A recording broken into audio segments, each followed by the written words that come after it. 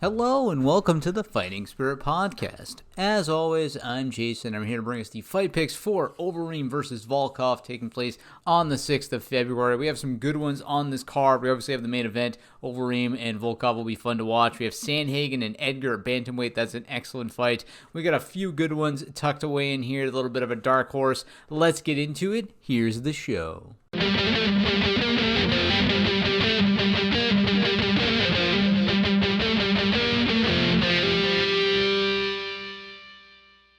Alright, so let's kick things off with the main event, which is going to be Alistair Overeem, the Demolition Man. This guy is now 40 years old, going to be 41 this year, taking on Drago Alexandre Volkov.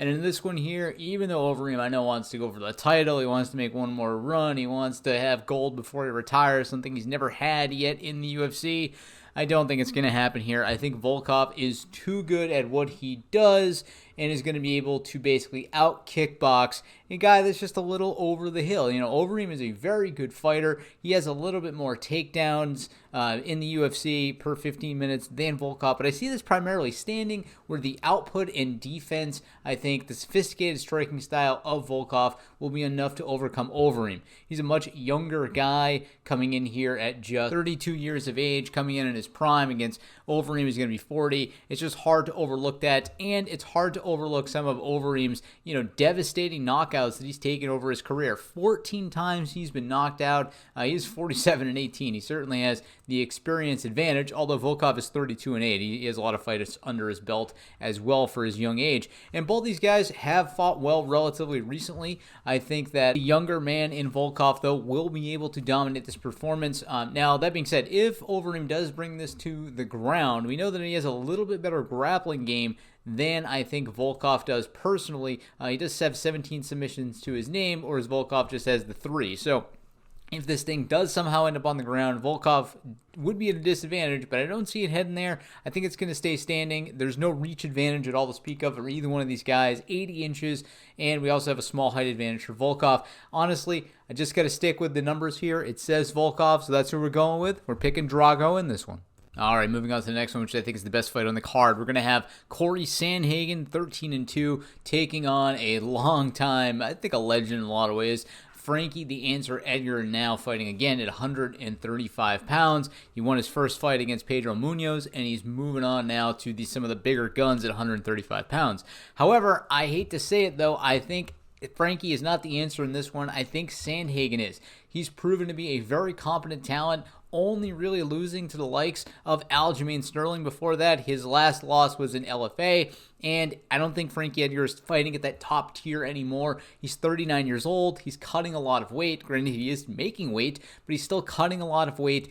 And on the numbers here, I think Sandhagen has such superior volume striking. He outnumbers Edgar almost 2-1 in strikes landed. His defense is almost as good as Edgar's, and he's got 10% better strike accuracy. So he's throwing more, he's landing more. His defense is not quite as good as Edgar's, but with that 2-inch reach advantage, that good solid 5'11 to 5'6 height advantage, I think he's going to be able to exploit just a sort of, lack of sophistication in Frankie Edgar's style. We haven't seen him vary his style, his stance in a very long time. He's been around for a long time, 23-8, and I think that Sandhagen has the film, has the knowledge, has the sophisticated ability, I think, to go out and beat Frankie Edgar. Now, that being said, Edgar's takedown game is still pretty strong, and takedown defense for Sandhagen is not that great. He only stuffs 30% of the takedowns out there. So if Sandhagen is taken down, Edgar could make this into a grinding affair. It's only a 3-rounder. But let's keep in mind, if he can hold him down for 2 out of those 3 rounds, Edgar is not out of this one, but that is his main pathway to victory. Otherwise, I think Sandhagen just boxes his face off, sticks and moves, works around him, and is ultimately able to strike his way to victory as long as he keeps it standing. That is the caveat. We'll see how things play out, though, on Saturday. But we are picking Cory Sandhagen. All right, the next one here is going to be a ladies' matchup at bantamweight, where Marion Renault is going to take on hot prospect Macy Chiasson. In this one here, Renault has not had a fight in a very, very long time, and so I'm going to be honest here. I think it's going to be Renault all day. However, we have had overconfidence for Chiesa in the past. When she lost to Lena Landsberg, I was all in on Chiesa. I thought that she had her dead to rights, and she clearly did not. She got her face boxed off by Lena. But she bounced back nice, got a win over Shayna Young, and I think that she's going to be able to continue her winning ways here on to Marion Renault, who has struggled a lot lately. Renault is 43 years old. She's even older than Overeem. She has not won a fight since 2018. 3 straight losses to Zagano, Yana Kutinskaya, and Raquel Pennington. They've all been via decision, but I'm not seeing the best stuff out of Renault. She's only 9-6 at this point in her career. She doesn't have that much more experience realistically than Chiesa's 6-1, but 9-6 isn't too crazy of a record for her 43 years of age in MMA. So I'm going to say it here. I think Chiesa gets it done. I think she's going to be able to outstrike Renault here. We've seen very good power striking out of Chiesa thus far in her career, and I think she has the ability to get it done. Her volume is better, her defense is better, and their takedown game, I think, is about equal. However, Renault does have the much higher striking accuracy, whereas Chiesa does have the better defense. So kind of rubs out each other there. Either way, though, it's tough to pick a fighter on a 3-fight losing streak. I know we missed it with Berchino last week against Roundtree, but I think we get it done this week. We're going with Macy Chiesa. All right, moving on to the next one here, we have Alexandre Pantoja taking on a newcomer in Beneil Cape.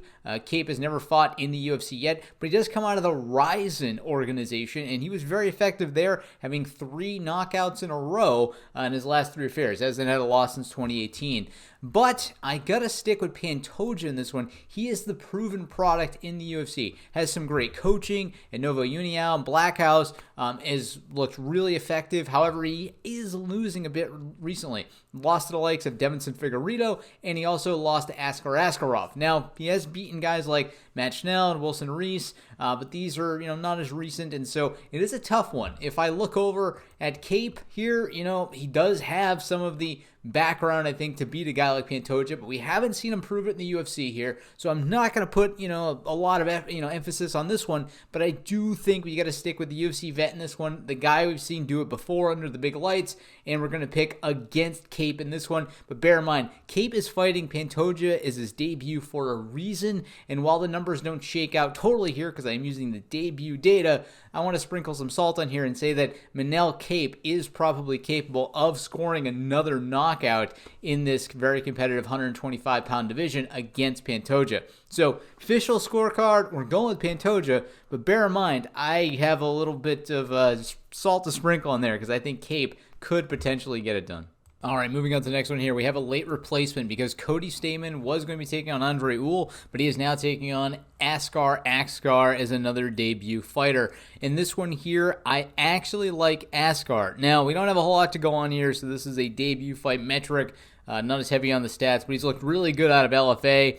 Is 5-1 with knockouts and submissions over his 11 wins and just 1 loss. And that 1 loss came kind of at like a regional promotion. He must have got caught 30 seconds in. He was knocked out. But otherwise, this guy has looked really effective. And if the only way to defeat him is by via knockout, that's not something we're going to see out of Stamens. He's 19-3 with 6 knockouts over his career. However, we have not seen a knockout out of this guy since before he was in the UFC. Has not obtained one yet in it. And I think that Asgar is going to be able to make a statement here and fight well. Also, another thing here, Asgar is coming up from 135. Cody is fighting traditionally at 145. So I'm hoping Asgar will be a little more productive here. They're similar size. They're both 5'7". We know that Stamens has a really short reach, so I don't expect that to be too much of a factor for Asgar, and I do expect him to come out and dominate. Let's see how things play out, though. Either way, we're taking Asgar in this matchup.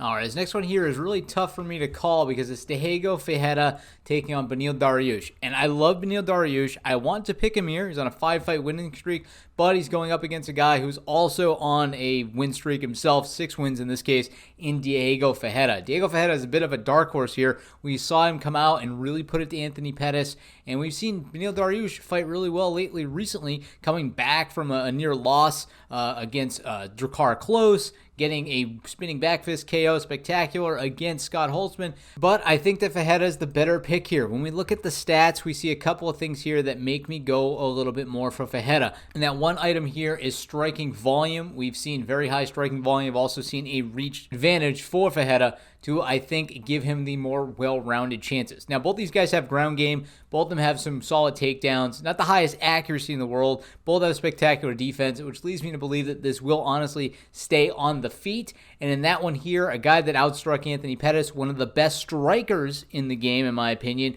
I think is proving that he can go out and defeat Beneil Dariush. Also, keep in mind, too, the average fight time for these guys is about equal. They are very similar fighters. And unless the southpaw stance is going to be a problem for Ferreira, I expect Diego to get it done here. I don't know if it's going to be a stoppage. I can see this thing going to decision. These guys are so well evenly matched, but we'll see how things play out in this one. Either way, we're going with Diego. All right, moving on to the next one here. We have two solid veterans, this time with Michael Johnson taking on Clay Guida in what should be a really solid fight. Now, both these guys do have a history of putting on spectacular performances and duds. So I'm hoping both these guys bring their A game, because if so, we will see a war. Clay Guida has obviously a history of that. Michael Johnson has a history of bringing the heat, causing upsets, despite being on a 3-fight losing streak at the moment for Johnson, and it's honestly a 2-fight losing streak currently for Guida. But both these guys have lost to good talent. Bobby Green was his last fight in Guida. Fought Jim Miller before that, very amazing veteran, and then before they did defeat BJ Penn, but hey, that's probably not a fight that should have been made. This guy was fighting the likes, though, of Charles Oliveira, Brian Ortega, recently, granted, he picked up losses. And so because of that, I think he's fought better talent recently, recently being the operative word here. And I think, honestly, that Guida gets it done. He's going to end up being the pick. We've seen Johnson just really underperform a lot recently. He's lost to Josh Emmett, Stephen Ray, Thiago Moises, solid fighters, and he has a couple wins over Andre Fili and Artem Lobov, but they are not the best in the business. I honestly think that Clay Guida's record here is a little bit better. Honestly, both these guys are on a bit of a slide. Clay Guida has broken up the slide a little bit better. His numbers shake out a little bit better. I'm going to stick with him here. However, it is a really close fight, and like I said earlier, these guys do on occasion show up with duds. They do show up sometimes looking amazing, so it's going to be hard to say. Just pure statistics, if it stays standing, I think it's Johnson, although Guida can bring the pain in a war, and if it goes to the ground, I think the edge there is to Guida. Great takedown game out of him, solid submission, grappling. I think that Guida could get it done if it goes to the ground, but either way, both these guys bring the heat if it stays standing. But at the end of the day, we're sticking with the Carpenter, Guida. All right, next one here, we have Mike Slow Rodriguez fighting out of a fairly local gym to me, Lausanne MMA, taking on Daniella Marquez. And in this one here, I got to go against the local boy. I'm going to stick with the Brazilian Daniella Marquez. This guy has looked really good coming into the UFC, continued it by taking out Khadis Abramikimov. And then Mike Rodriguez, he's been off and on. Lost Ed Herman his last outing. Did beat Marcin Perchinho in lost to Da Ung Jung.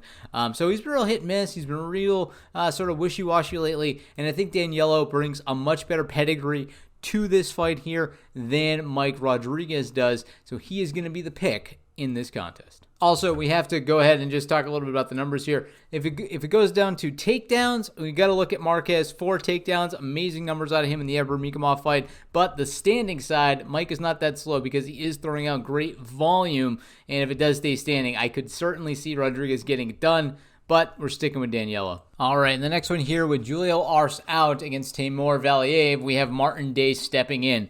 And in this one here, I like the Hawaiian. We don't have a whole lot of information on Valiev. He has the no contest here in the UFC thus far. But Martin Day, despite his losses, the guy has struggled. He seems eager. He seems game to get back in there. And I like this here. It's a little bit of an underdog pick, I think. I think Valiev has all the hype coming in for him here. But we've seen, Day take, show his toughness here. He's looked competitive. I don't think his numbers are the best, but he does have solid striking output. He does have some takedown game, some submission game, and just before he started losing in the UFC, was a really competitive guy. He came in at 8-2 with 3 KOs and 2 submissions to his name over those 8 wins, and I think he's going to be able to add one here. I think he's going to shock us by taking out this hot prospect in Valiev. We'll see how things play out, though, but we are picking the Hawaiian Martin Day.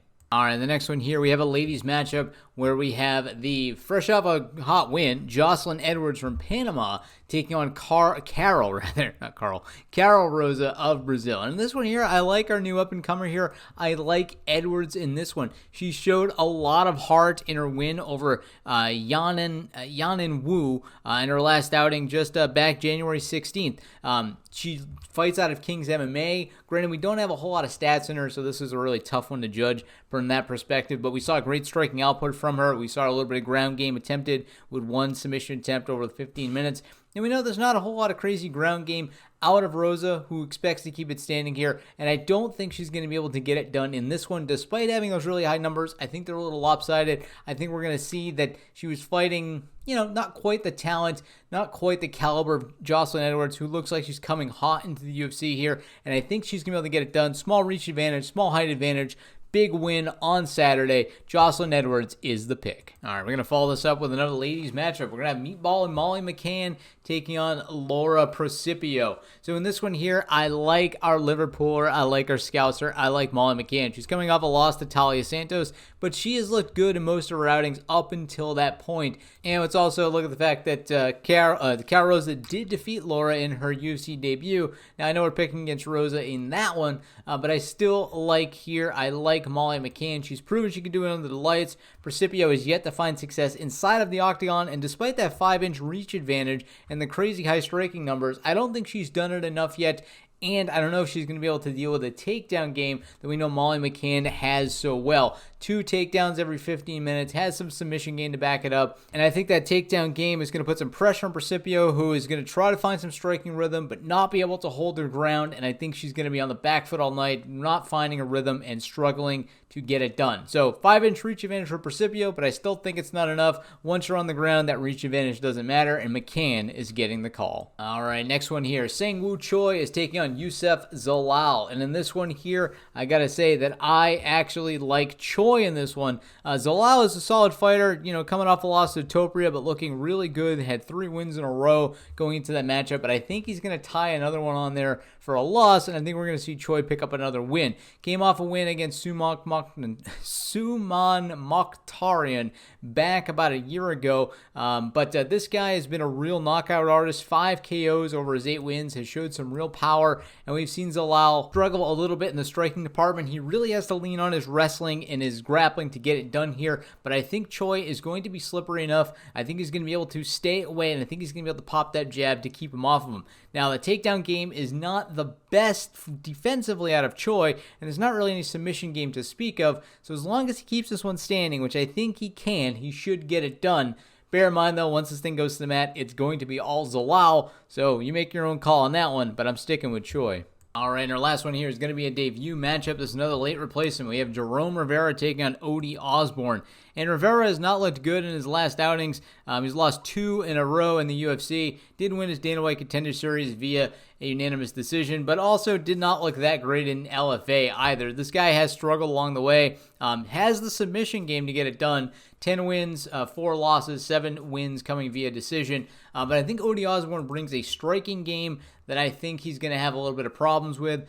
He does have some TKOs recently. I think his striking is enough to back up his great grappling, okay? Odie Osborne has a fair share of submission victories himself, 4 submissions over his 8 wins. It's just that he's a better, more well-rounded mixed martial artist, and I think Odie is going to be able to get it done. We're going with Odie the Oddity Osborne. All right, let's go over them one more time. We have Volkov, Sandhagen, Chiasson, Edwards, Ferreira, Guida, Marquez, Day, McCann, Choi, and then for the debuts, Pantoja, Osborne, and Asgar to round things out. So, of course, we will be bringing our fight picks to the Patreon. If you'd like to get on that, head on over to the link down below to support the Fighting Spirit Podcast, a dollar amount that makes the most sense to you. Otherwise, if you'd like to get in touch with us in general, you can reach out at fightingspiritpodcast@gmail.com. You can also get in touch on Twitter at MMAFightPicks01.